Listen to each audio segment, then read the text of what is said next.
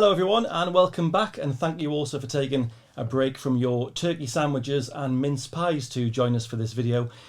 We often talk on this channel, you'll know that if you're a subscriber, that we talk around how you can have a greater impact with your money and on your savings. But today, for the next few minutes, we're going to be talking around the greater impact that True Potential has on communities across the country. And for that, I'm joined by True Potential's Group Chief Executive, Daniel Harrison. Dan, good to see you. Thanks, Peter. Thanks for having me. The great thing about doing this, of course, is it means you and I get to have a break from turkey sandwiches and mince pies, so we could probably definitely do that. Always do a certainly good break. I could, anyway. Yes, I definitely can also. Have you had a good few days? A good bit of a break? Very good festive few days, Peter. Thank you. Brilliant. Yeah.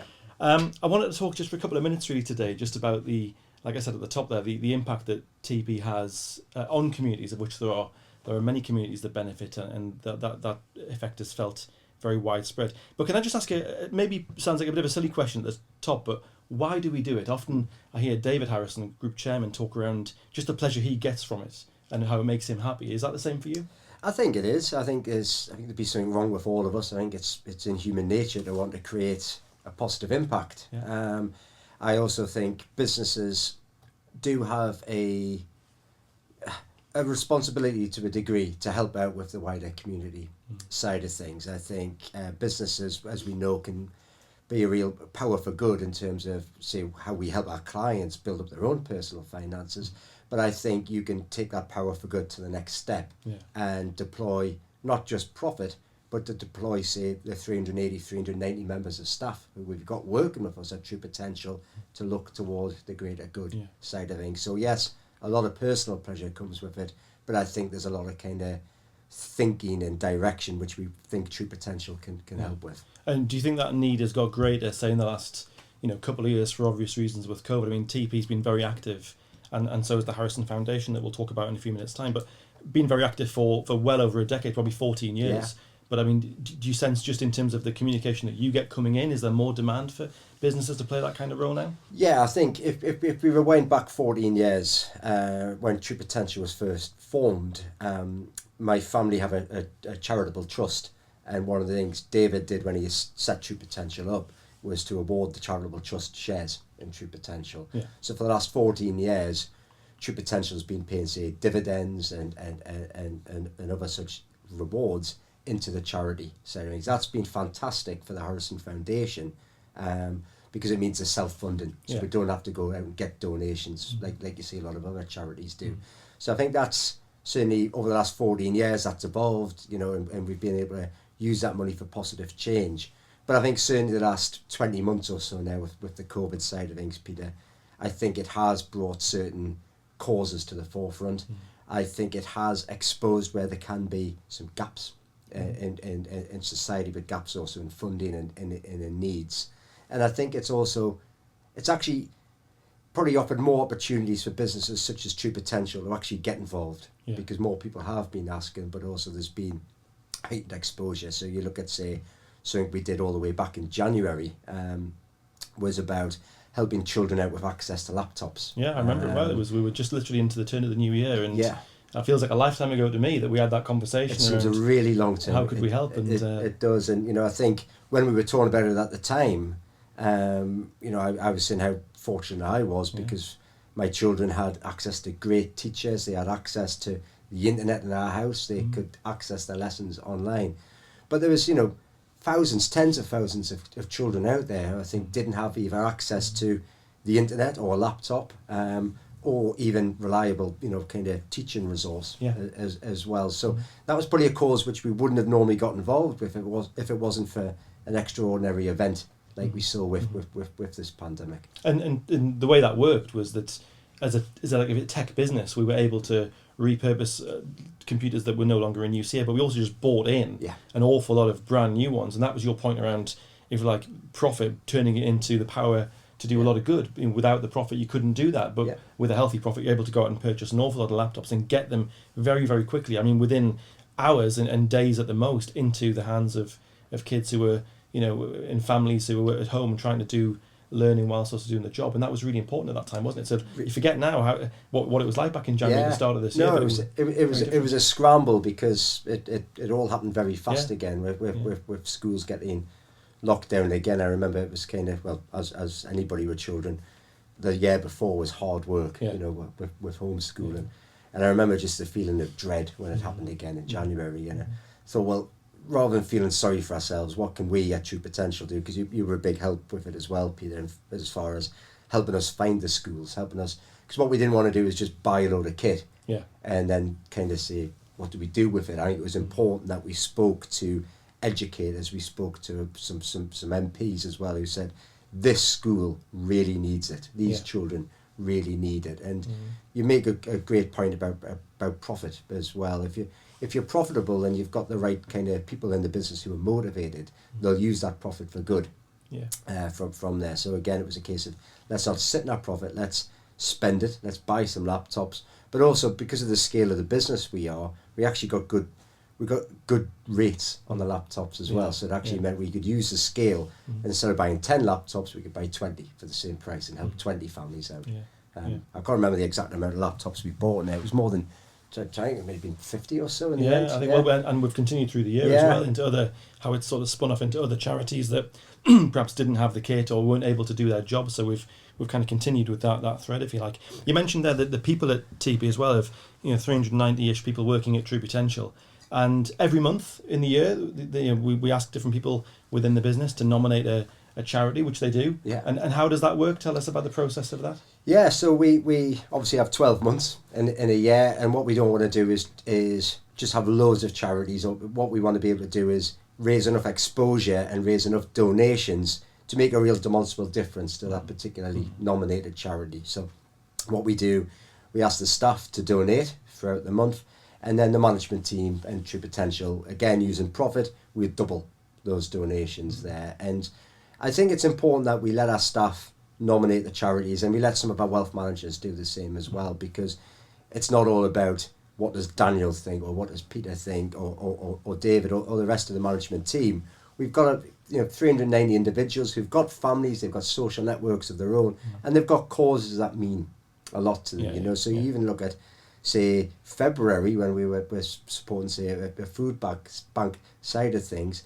We had all of the lads in our client advice team. They all got their legs waxed, for instance, which was quite horrifying watching that live. It was actually quite painful on a webinar. It's painful for them. It's funny for us. But that raised about £2,500 for a local food bank there as well. So it was good getting everybody involved, getting other people involved, and getting them to lead on it. I think is good, because then they're cajoling their colleagues along. They're thinking of daft things to do, such as leg waxing. And I think that's been one of the great things to see, is how there's been a great impact, there's been a great output, but there's a lot of fun had along the way as well. Yes. In fact, every month we try to do it in a way that's fun and engaging, with a really positive, if you like, end as well. I think it has to be. It has to be engaging. I think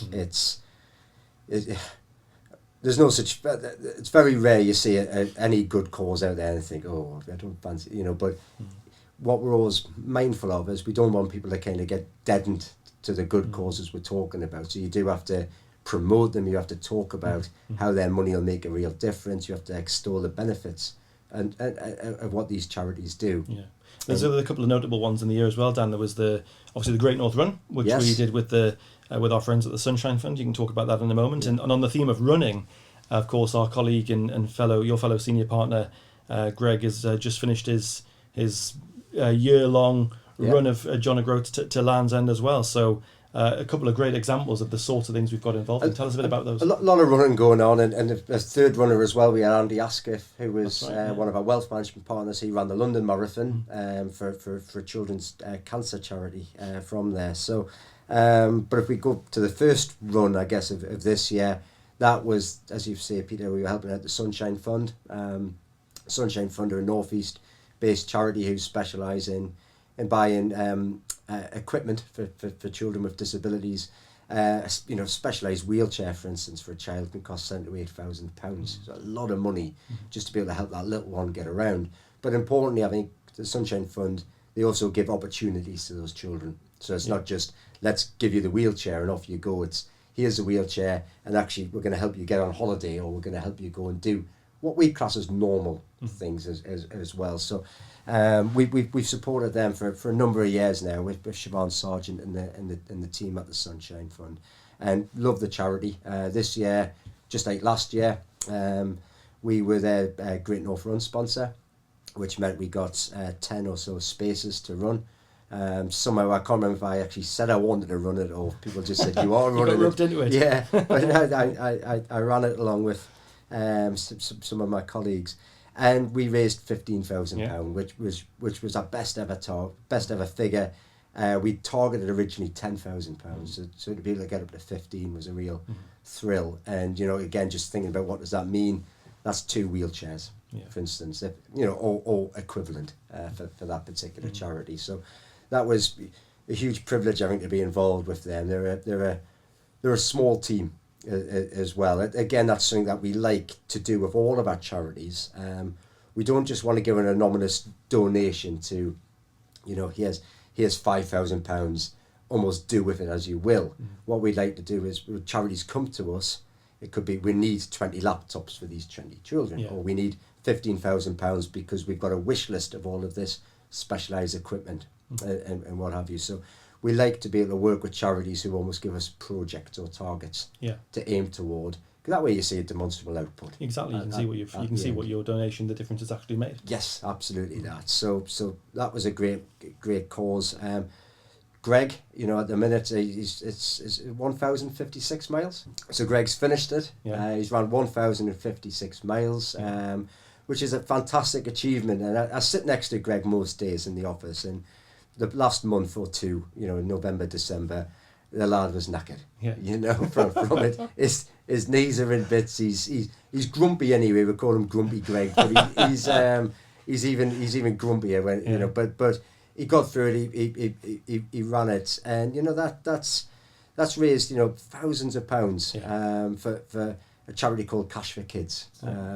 Cash for Kids, for those who don't know, they provide a number of services throughout the year, but at this time of year in December, they're aiming to get presents into the homes of children. There'll be a lot of children waking up and say I was at a show recently called Laugh for Kids, which is the comedy arm of the charity, and they say there's up to 47,500 children in the northeast who could be classed as living in poverty, who could also be waking up on the 25th of December without a present, for instance. So what Cash for Kids does is it raises funds to pay for presents, so every child wakes up. So I know at the Laugh for Kids events, they got close to 17,000 presents donated.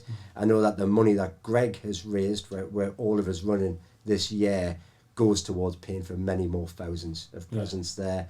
But also it helps kids get fed. It helps them have a bit of a smile on a day which would otherwise be pretty darn bleak for them, I think. And I think what's nice about Cash for Kids, the Sunshine Fund, and in fact all the charities we look to support, is they just get on with doing a great job in the community. And as you say, it's the difference you can make with big donations and even just small individual people's donations. It all goes to making that big impact on the ground, and I think that's what we like about it. It does, and even if you look at, say, with Greg's run, he's been running this all year, and I think, say, yourself and the marketing team as well, they've done a grand job of supporting him and building a website, tpllp.com/run Gregg Run, I think but when you look at the donations, it isn't just from me and Greg's colleagues. It's came from a lot of our advisors around the country. It's came from some of our clients as well. And you're right, Peter, it doesn't need to be huge donations. When you look, 390 members of staff. We have about 4,500 advisors work with us at True Potential. We've got, more than 100,000 private clients on our platform as well. And that's the power of scale then. Even if you just got £1 off each of those, you can make huge differences there. And that's really something we've seen with a year-long campaign for Greg there. And the results, I think, speak for themselves. And a fantastic personal achievement for Greg as well, that we've done that. Yes. I don't think he's going to do it again. No, I don't think he'll be able to do it again for a while. But well done, Greg, on that one. Just finally, wanted to touch on the Harrison Foundation. You mentioned it at the start, and I think it's the way you described it is spot on. That it's a shareholder in the business, so when the business does well, the foundation then does well, and that directly means, of course, that charities like the ones we've mentioned do very well. Yes. So the throughput is very obvious. And I've had the pleasure of and the privilege of going with you just to visit some of these charities. You can talk about the hospice we were at just a few weeks ago, and and Sick Children's Trust would be another recent one. But I mean, over the course of the year, many charities nationally, locally, and some international as well benefit directly from the work of the Harrison Foundation. Yeah. So tell us a bit about that. Yeah, so we set up the Harrison Foundation. It was pretty close to 20 years ago now. My family, because we, as you can guess, I think with David in particular being a reasonably high profile businessman at times, you get approached from a lot of angles, and it's a tendency you want to say yes to everybody. I mentioned this earlier before, there's no such thing as a bad cause. There's a lot of really good causes out there. But again, you don't just want to be writing checks and spattering money around. What you want to do is to be able to invest that charity's money into long-reaching causes. You mentioned about communities, Peter, so it's how can you positively affect the community. We'll talk about education and with the Harrison Centre and things in a moment. The payback, hopefully, which you get on that is worth years and years to different and the halo effect you get from that. So really that we've always looked to support projects where we can see them getting stuck in, but where we can get stuck in and help a little bit as well. And it's linked with, again, something you help a lot with, and which David helps with, is the Harrison Centre, which is at the Beacon of Light. Yeah. And that's a classroom-based environment for scores of kids now from the Sunderland and Durham area who had effectively been written off. They'd probably been permanently excluded from what you'd call normal schools, either because they didn't want to go, or they were, you could probably call them naughty girls or boys. But really, what the Beacon's trying to do is get these kids, get a hold of them, and get them learning something, and get them feeling like lift their heads up. Lift their heads up. Absolutely that, because there's a lot of stories which say if they don't get them into that headspace, if they don't start to get them qualified and feeling good about themselves, by the time they're 13, 14 years old, that's it for them. For the rest of their lives, it's likely they'll never work, it's likely they'll probably become criminals, it's likely that they will not contribute positively to society at all. And that's horrifying when you're at the age of 13 or 14 years old. Your future's set that way. So now the Beacon's great. It gets them qualifications, it gets them into apprenticeships. And talking about that halo effect, then you've then got meaningful youngsters going to work every day, earning money themselves. So they're not having to take benefits from government. So they're spending their own money, they're paying their own tax. It means they can support their families in the future as well. So it's not just a case of get yourself a GNVQ or whatever, or an apprenticeship. It's get those qualifications, get working, feel great about it, but also positively affect others then. Yeah, absolutely. No, it's an amazing project now, going into its fourth year, I think, now, since we sort of, began the partnership. So a long-lasting effect, as you say, on many hundreds of people there. So then, just to bring that all together, then just finally, we talk about the work that True Potential does to raise money, and the staff involvement in that, the Harrison Foundation. When you look back on 2021 as a whole, what has been the financial impact of all of that put together? Put together, we have topped £400,000 in terms of donations and in terms of causes that we've helped. It was our goal at the start of this year to beat last year's figure, so I'm happy to say we tipped over that from there. And again, it's we've got this piece of paper today because it's hard at times to keep track of some of the causes, and that's not because we're losing our marbles. That happened a long time ago. But it's just, even when we're talking about January, as we did with the laptops, and then into February with the vaccine, it seems an awful long time ago, Peter. So it was quite motivating, I think, when we totted it up and so actually we've gone above the £400,000 which side of things. As you say, tipping over that threshold of over 400,000 is a... And I'm just conscious that we've just done it there. It just trips off the tongue, but that's a huge impact. When you and many thousands of people benefit directly from that. And what I also like is we're starting to build partnerships. So you mentioned we're 3-4 years in for the Harrison Centre side of things. I think it's our third year that we've worked with the Sunshine Fund. It's the third year, I think, maybe even fourth year we've worked with Cash for Kids. I think it's our second year we've worked with Tyndale Hospice Yeah. at home Yeah, that's right. as well. And again, creating these partnerships, just like we do in business, once you get to know one another as well, you can make a better impact, because you're not having to hear briefings all the time about, here's what our charity does. You already know that, and it's just, well, right, we know what you do, what do we need this year to make sure you continue to do that bit of good work. Yeah. Well, I mean, I think it's brilliant. What a great way to round off the year with that amazing figure, and here's to 2022 and continuing that work we do. So thanks very much, Daniel, for giving us that. No, and thank you, Peter. I think great. thank you. You do a lot of work behind the scenes, so thank you, Peter, for helping with this, helping find some of these good causes, helping liaise, but also thank you to all of the staff at True Potential. We've nominated causes or have chipped in throughout. It's great having that overall effect, from all of our staff, because, as I mentioned earlier, it's not the Daniel Harrison show or the Peter Bould or the David. It's True Potential. It's our collective, and the Harrison side of things is just a small part of that. So thank you to everybody.